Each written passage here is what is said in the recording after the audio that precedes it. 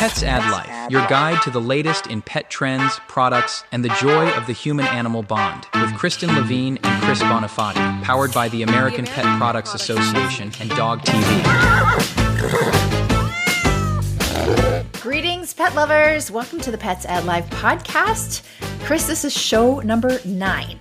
You're keeping count? I lost count at like 4. Well, I just checked. Once we did the whole Global Pet Expo thing, I lost count. My mind was in shambles. But we're back for episode 9. Thank you all for joining us. This is the Pets Add Life podcast, where we are going to deliver 2 stories, 2 guests, answer 2 questions, and recommend 2 products as we do every week. Kristen, how are we feeling today? We're feeling pretty good. That's great. And I'm here joined by a few friends. If you have clever names, leave them in the comments. Maybe leave a voice memo and let us know what we should name this hamster, bird, cat, and dog that I found lying around my office. So I'd love to hear some ideas, some clever ideas from our listeners. But without further ado, let's go ahead and get into the show. Kristen and Chris present Storytime. All right, so it's story time, Chris. And yay! How would you like to go first today with your story? Yeah, I'll go first. So I've got a story, another science-oriented one. I've been reading a lot of articles that are kind of come out of the scientific research that's been going on, inspired obviously by our conversation way at the beginning of the show with Steve Feldman and Habry. But this is a study that was performed about aging dogs. And really what the study was aiming to look at was changes in diet with a group of aging beagles. So a bunch of aging beagles, there was a control group, there was a group that was fed a different diet, and then there was a group that was given extra stimulation. And what they found was that the diet didn't actually change much with the brain of the dog. It was the playtime and the stimulation. So they actually, when dogs age, their brains do actually start to shrink, and that could be measured with a scan.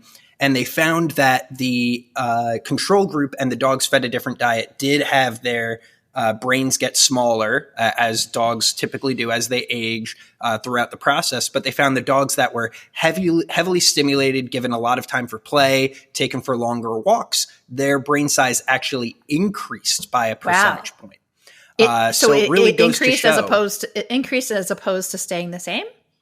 Just exactly. It's it's very similar to what we say about aging people. Yeah. Is that, using your brain is just as important as exercising your body, doing things like puzzles and crosswords and, watching Jeopardy instead of Law and Order every now and again, helps keep us around for longer. And this study kind of shows that dogs are the same way. So while not every aging dog is going to be capable of play, it is highly recommended that you keep your dog stimulated throughout their entire life. So I found that super interesting, especially since they were looking at a diet. They were going into this anticipating that a change in diet would be the leading cause. But what they actually found was that this playtime and stimulation is a much better preventive measure to help with a dog's aging brain.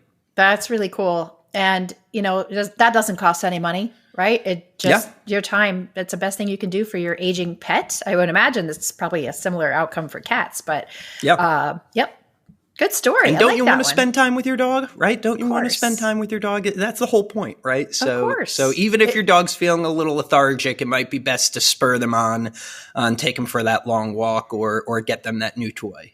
Yeah. And you know what? Your brain will probably get larger too in the process. I hope so. I could use that. So I have a similar, well, it's not really a similar story, but I was reading the Habry website the other day, and I was reminded that nominations are now open, and anybody in the public can nominate for the Human Animal Bond Innovation Award. Now, let me see. Let me just tell you what this is all about. So it's a program that's designed to recognize people, companies, and organizations beyond the pet care realm. that are advancing the human-animal bond and creating a more pet-friendly society. So from now through May 20th, you can nominate, like I said, a person, a business, or an organization. And let me tell you what they're looking for.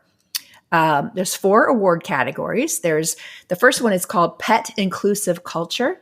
And this one recognizes companies, organizations, or institutions creating a pet inclusive culture within communities. And that could be within a workplace too. The second award is for public service. So this recognizes organizations with impactful programs to protect and strengthen the human-animal bond in their community. The third one is pet inclusive infrastructure. So this recognizes companies, organizations, or institutions that are purposely developing technology or architecture or transportation that's going to safeguard and strengthen the human-animal bond. And then finally, the fourth category is media.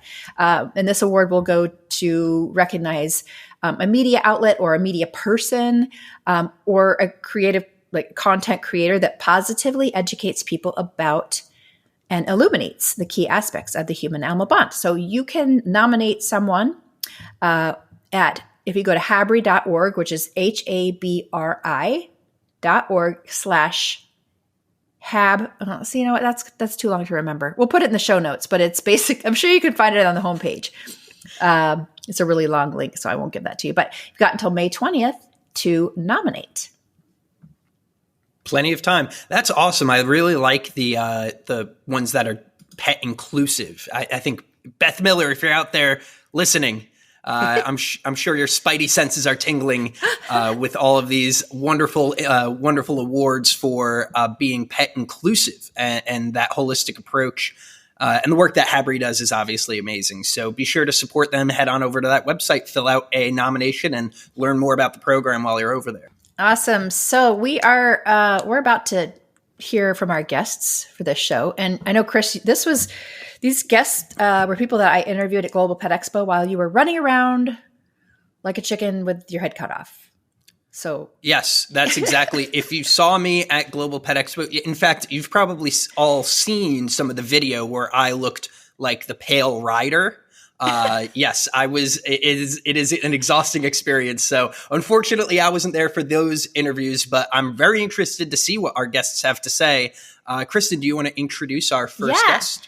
Yes. Her name is Dana Brooks. She is with the Pet Food Institute, and she and I hit it off immediately because we realized through some discussion that we are both from Arkansas. It's not every day that I run into somebody from Arkansas. So there's dozens of you. Yeah, I know, right?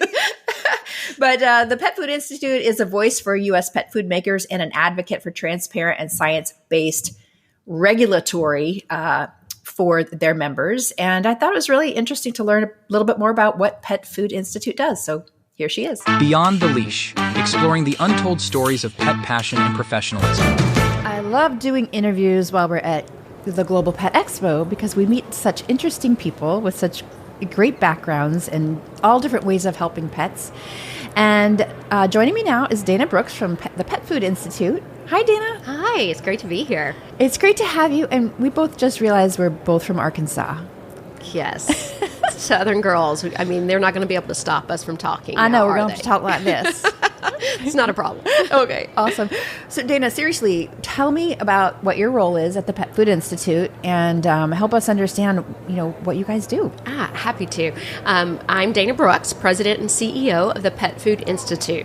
We're the trade association representing the vast majority of manufacturing of pet food in the United States.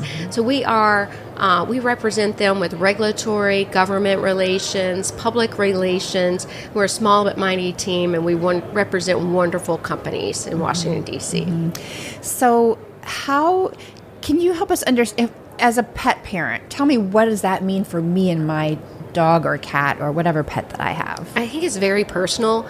Almost every one of us on staff either currently have a pet or have had a pet or looking forward to getting a new pet. Right.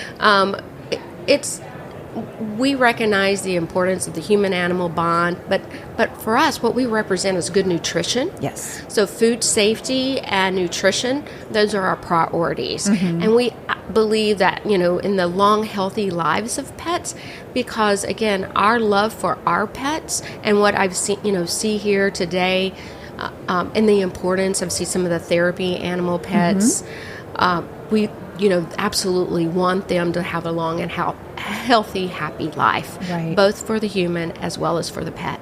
And how do you go about ensuring the quality and the safety of pet food? Yeah.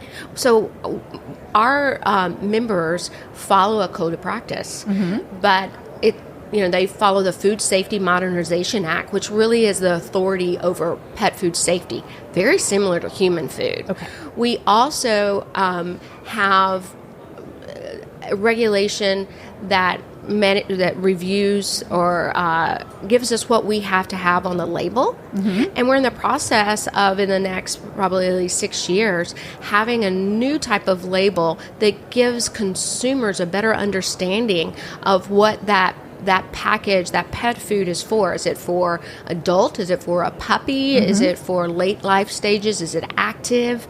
Is it, complete and balanced nutrition? So I know how overwhelming it is to go into a grocery store. I will tell this story. My husband is a yacht captain, so it's a cool job. The owners have 2 little, tiny, beautiful show Maltese.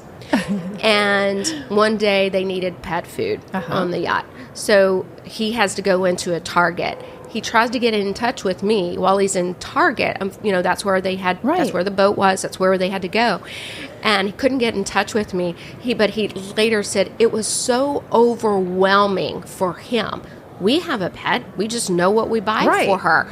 But to buy for someone else's pet and going in there, I was like, well, that is my story of why this new pet food label modernization is important for consumers as well, and consumer wellness. Right. Because we want to make sure they get the right thing for the right. And pet food companies are just fantastic at marketing and making their packaging look beautiful and using all the words that we want to hear, natural, sustainable, healthy, whatever the marketing buzzwords are of the day. But so when you talk about label modernization, where are we in this journey? Like, has it changed over yet, or we're getting there? So that has been adopted, but it will take.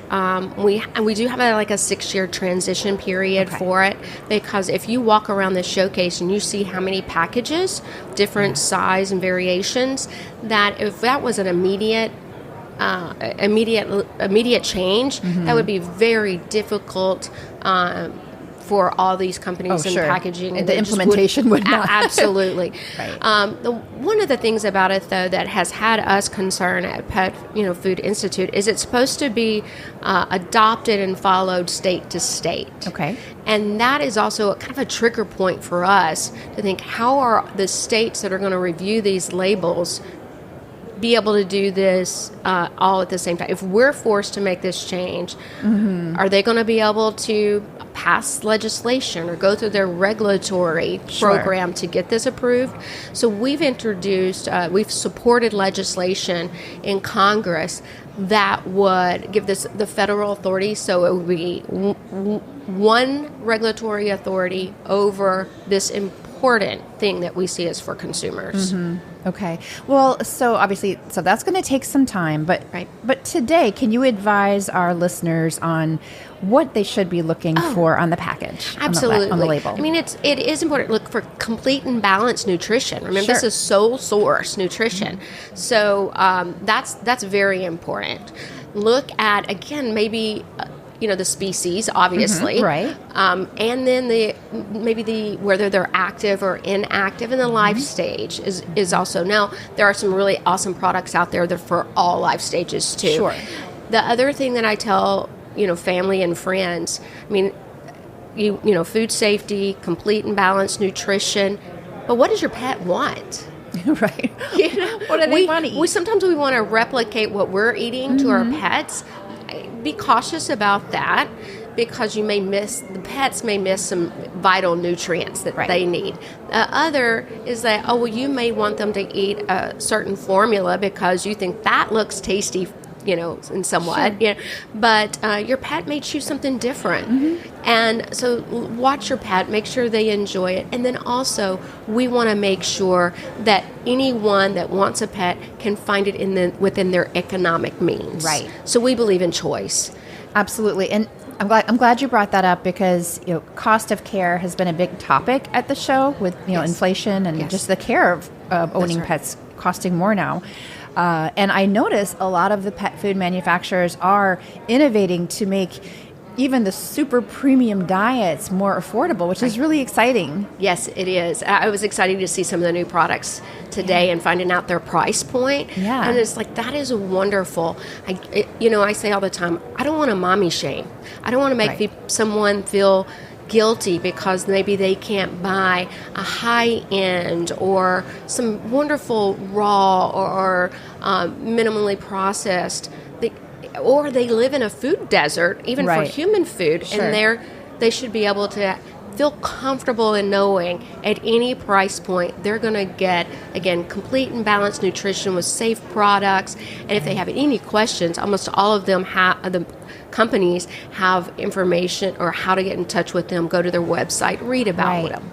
I mean, even us as humans, we have a whole spectrum of healthy, right? You can be at one end of the spectrum or the other or somewhere in the middle. There are a lot of choices, and we see the same thing now with pet food. Yes. And that's really wonderful.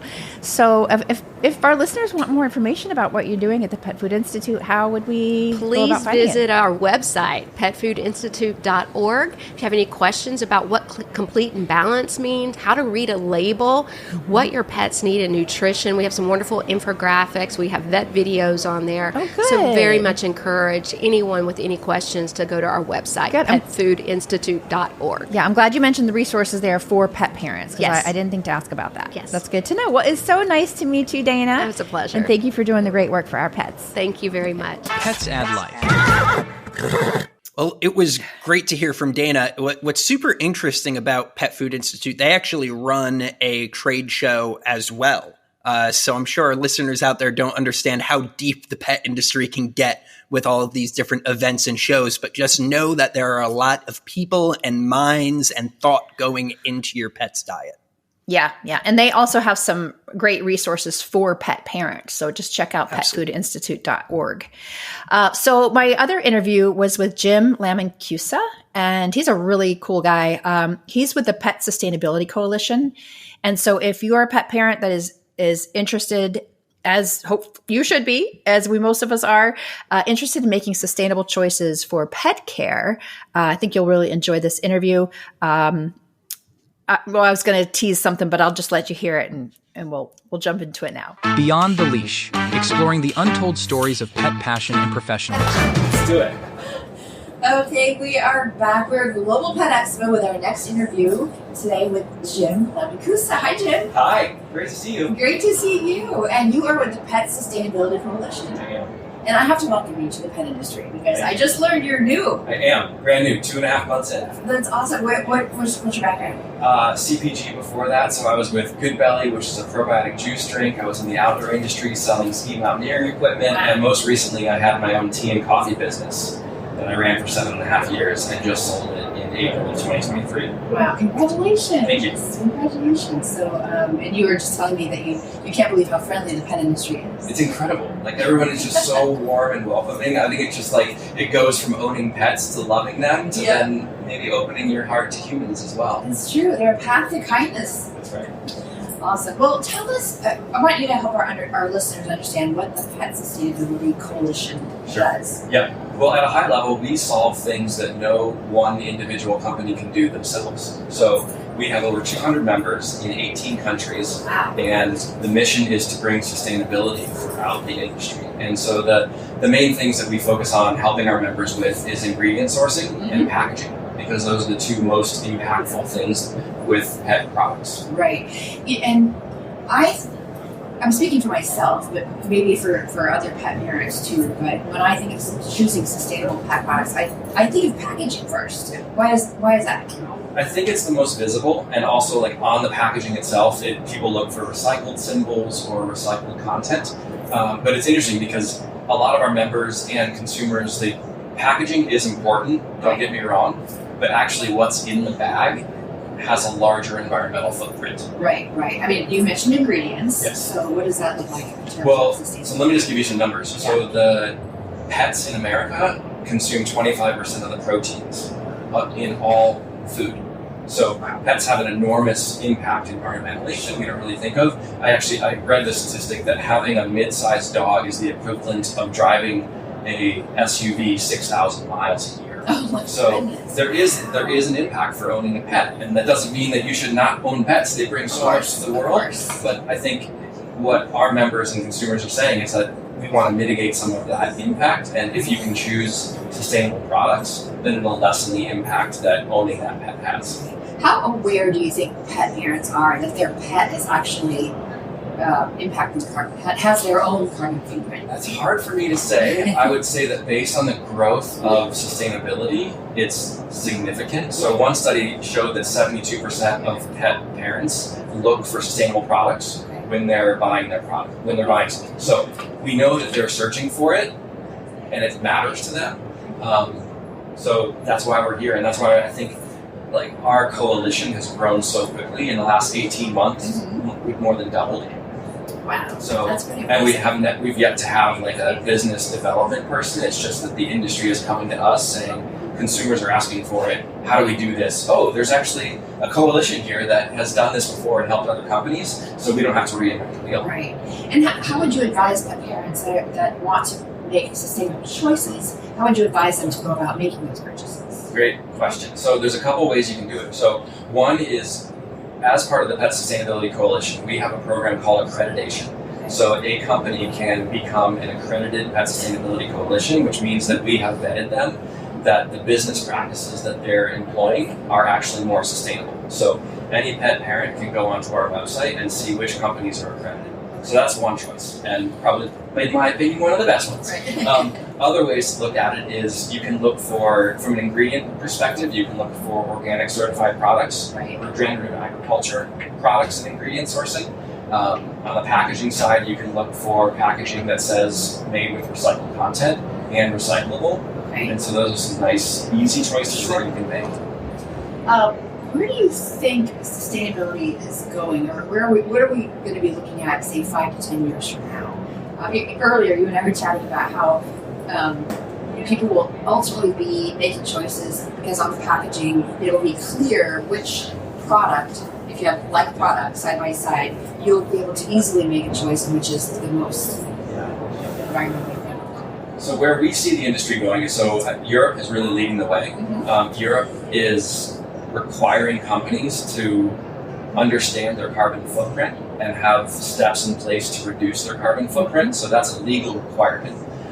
We're seeing in America that that's starting to be the case too. So it just got passed through like last week that US companies over a certain size, publicly traded companies, have to report their carbon footprint. So it's already starting. In the US, we haven't taken the step to say you have to reduce that carbon footprint, but it's just beginning. So I think that in the next 3 to 5 years, we're going to see worldwide that companies will have to report and show a path to reducing their carbon footprint.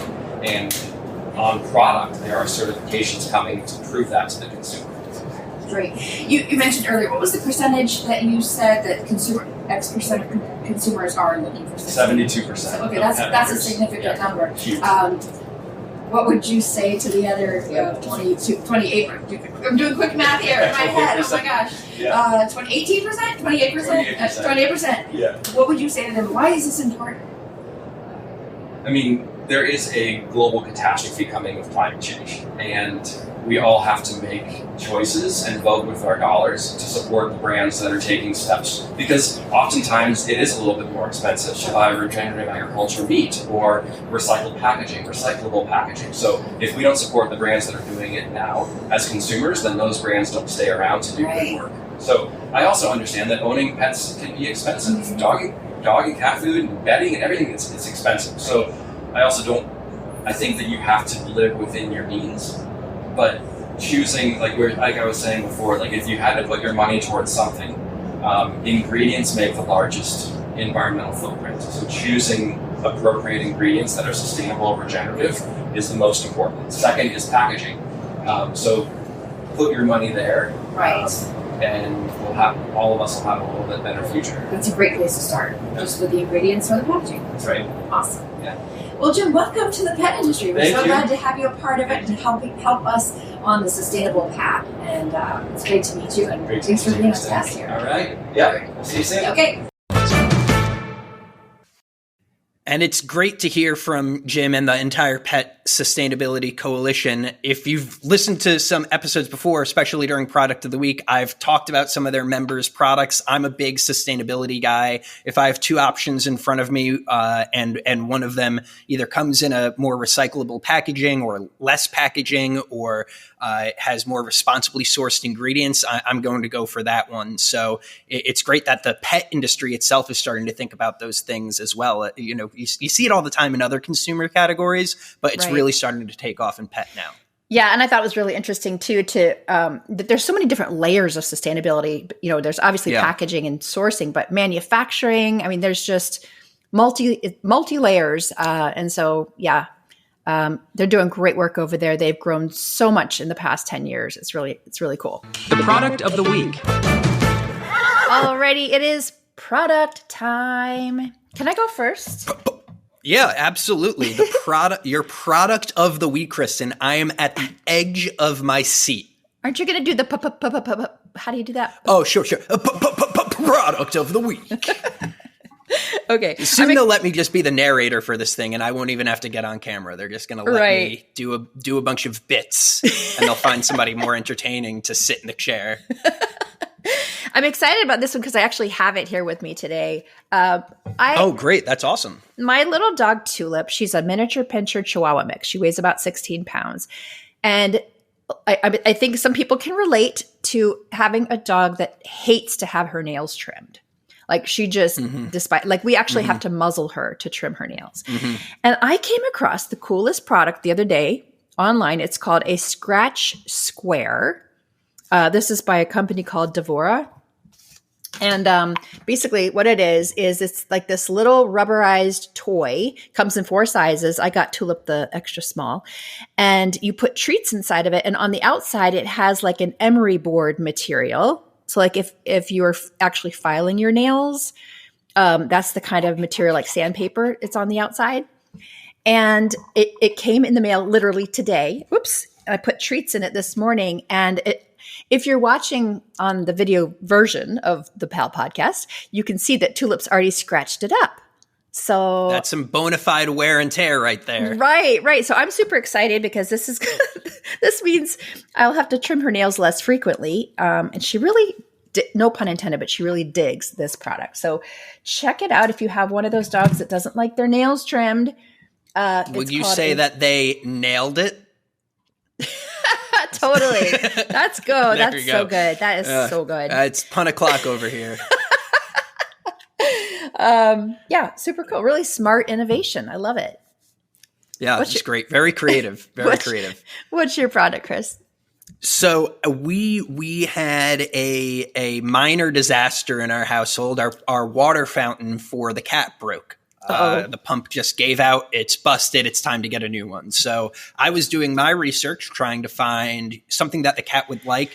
She still insists on drinking from the sink, which is just so annoying because she can't get up there on her own. So she'll walk around meowing in every room until somebody comes to pick her up and turn the sink on. Yeah. So it's really, truly time to find a replacement for that. Especially with traveling and stuff, we want to make sure that she can have access to nice, clean water, as cats really do. And here's the thing about cats. In nature, they will seek out running water and clean water. They have like a natural instinct to find, they don't want to drink still water. And if the water's a little dirty, they really won't drink it. So a water fountain is really highly recommended. And I found one from Pioneer Pet. And here's the thing is, an aging cat or a larger dog is going to drink a lot of water. So Tiger, our cat is older. She's drinking a lot of water over and over and over. So the typical cat-sized ones, I'd have to be refilling every day, which isn't helpful for when I'm traveling. So Pioneer Pet offers they call it the Big Max stainless steel drinking fountain. And I love it because it has, I'm picking this one, it has stainless steel design, so no plastics, which I don't want involved with the animal's water. It has an easy to clean pump that you could simply remove and clean, which will hopefully add to some shelf life. And it has a flow control, so we could kind of play around with it until it gets to the point where she thinks it is a sink, which is what we're going to have to do. We're going to have to You need to trick put her. a little soap dish on it, on the side. My plan is actually to put it next to one of the sinks we don't really use too often in like a guest bathroom. That's a good idea. And she could actually finagle her way sort of like onto the toilet and then jump up onto the counter. So we're going to see if we could trick her into thinking it's the sink. So it's Pioneer Pet. They make a bunch of different designs. This is just the one I thought would be best for my pet. So take a look at their website. There's all sorts of great water fountain concepts out there nowadays. I read an article from the New York Times Wirecutter, which is just like a tech, kind of like a Consumer Reports type division of New York Times.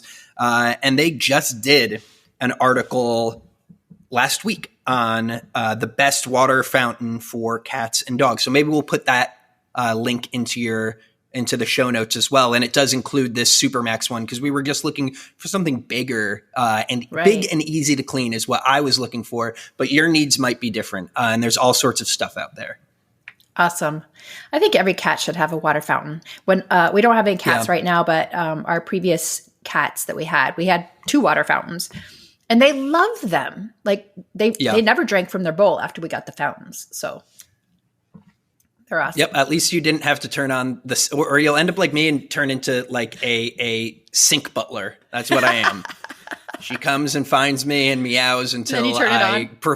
I have to provide this concierge service, but it's all good. That's what the things we do for love, right? The things we do for love. Exactly. I love it. Q&As. All right, and now it's time for some questions from our audience, our listeners. Thank you for sending these in. And as a reminder, if you would like to ask Kristen and I a question, you could go to our website, petsaddlife.org/podcast or dogtv.com/palpodcast. There's all sorts of websites. But when you find the website, petsaddlife.org/podcast definitely works. And at the bottom of that page, you'll see a comment box. You could go ahead and submit a comment, or if you're feeling mighty brave, a voice memo. And you'll be able to hear your own voice ask the question on our show. But without further ado, we have some questions from some of our listeners. This question comes from Carla from Reno, Nevada. And the question is, I'm trying to find more ways to keep my dog mentally stimulated while I'm at work. What are some effective enrichment activities or toys that can help?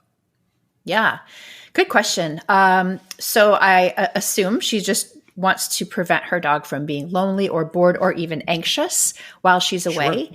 And some of the best ways that you can do that are, or some of the ways that I do that or have done that with my dogs, is to provide enrichment type of toys. So it could be one of those puzzle toys that you put little kibbles into the little boxes that they have to kind of use their brain to figure out where they are. I have this giant Kong. It's shaped like a Kong, but it's hard rubber, and you put treats inside of it and it just wobbles. My dog Tulip loves that thing. And I will leave that for her when I'm gone, and I come home and it's empty. So I know she played with it while I was gone. But there are some dogs that will not play with toys or, chews when you're away. My previous dog, Chili, used to do that. Like I would leave him, like a great Himalayan chew bone, and he wouldn't touch it until I got back home. So I think in those cases, you can leave some soothing music on. You can turn on dog TV. If you don't have dog TV, definitely you need to get dog TV for your dog. I think they have free trial if you haven't tried it yet. Or a blanket, that smells like you. Put it on the sofa.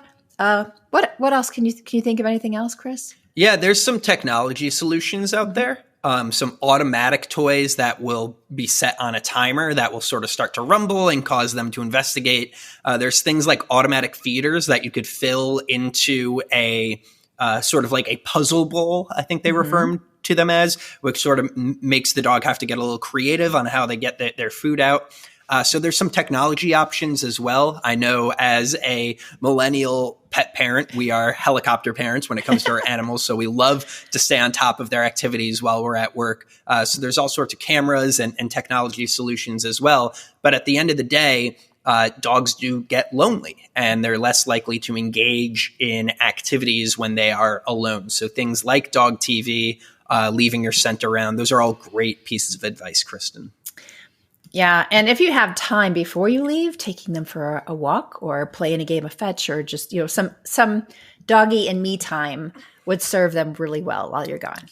Well, you just said walk on the podcast and triggered, 10,000 dogs into barking at their owners as they listen to this podcast. So that's it. Sorry, WALK. That's on our band, one of our banned words. It's a bunch of swear words and then walk. That's a trigger word. Yeah, things we can't say on the podcast. Yeah. All right. So this next question I think is perfect for you, Chris. This is from Michelle in Atlanta, Georgia. She said, my cat seems to ignore most of the expensive toys that I buy and prefers simple things like paper balls. Are there specific types of toys that are generally more appealing to cats? Oh, the joy of owning a cat. Yes, this is, I can't think of a single cat who hasn't pulled this stunt, right? We go through the same thing where we'll get, a bunch of little mice or fun little critters, and then the cat will spend the entire day playing with like one of those bread twist ties that fell on the kitchen floor, right? Here's what I'll recommend is don't overcomplicate your life. If the cat likes to play with empty water bottles and the old cardboard boxes, why not? Right? Why not? But if you are, if for example, this is what my wife, hi Hope, shout out to Hope, likes to say, we don't want trash on the ground, right? Because that looks like trash on the ground is what it does. There's an aesthetic to the room. I would recommend a toy that either catnip or treats go into. So cats are less treat motivated, but the catnip can really get them going. So I would check with your vet. Some cats are hypersensitive to catnip, but overwhelmingly most cats are completely fine with it. And you could put a little bit of catnip in some of these feather balls and stuff, and it'll just encourage them and be a little bit of carrot on the edge of the stick there for them to play with the toy. So then scattered around your room will be actual toys rather than pieces of garbage. But at the end of the day, cats are going to do whatever they want. They really can't be convinced to do otherwise. So I would look at a product like that. I don't know if you have anything to add, Kristen. I know you've had cats in the past. Yeah, I guess those are great suggestions. The only thing I can think of to add is, and again, this is if your cat is food or treat motivated, you could hide little treats or kibble around the house to kind of allow them to mimic hunting while you're gone. I usually recommend doing that at night for people who have cats that howl a lot at night. If you, instead of feeding them, at the regular dinner time, you can feed them after you go to bed and hide their food around the house so they have to actually hunt for it. So that keeps them busy. So that could be another thing to try. That's actually a great idea, because going back to the whole having to turn on the sink for the cat thing, she's also figured out how to be really annoying at the bedroom door. She's learned the noises that will wake us up, and now we'll make those noises on repeat. So maybe we have to leave some treats under the couch and stuff for her to go find. Hide them away from the bedroom door, somewhere as far away as possible. Somewhere else. Yes, absolutely. Thank you for sending in your questions, Michelle and Carla. And again, if you'd like to have your question answered, be sure to get in the comments box and ask away. Again, we're not vets. We're just fellow pet parents, but consider us part of your network, your pals, right? That's the whole point. Yeah, absolutely. And tell your friends about the PAL podcast. We cover all types of pets, and you can find us wherever you find your podcasts, or you can go to dogtv.com/PAL podcast. We would love more subscribers. It's a new show. We're going to be doing show number 10 next week. That's pretty cool. Milestone episode. Right. Milestone episode. And, here's the thing, too. If you're listening to this on your way to work and you're wondering, wow, is Chris as handsome as he sounds? We're on YouTube too. You could look at our beautiful faces as we talk about these awesome topics. So be sure to check out that YouTube version as well. But for now, Kristen, I think that's the end of episode 9. That's the end of our show. It's a wrap. We'll see you next week. We'll see everybody next week. Thanks as always for listening, and like and subscribe, please. Pets add life.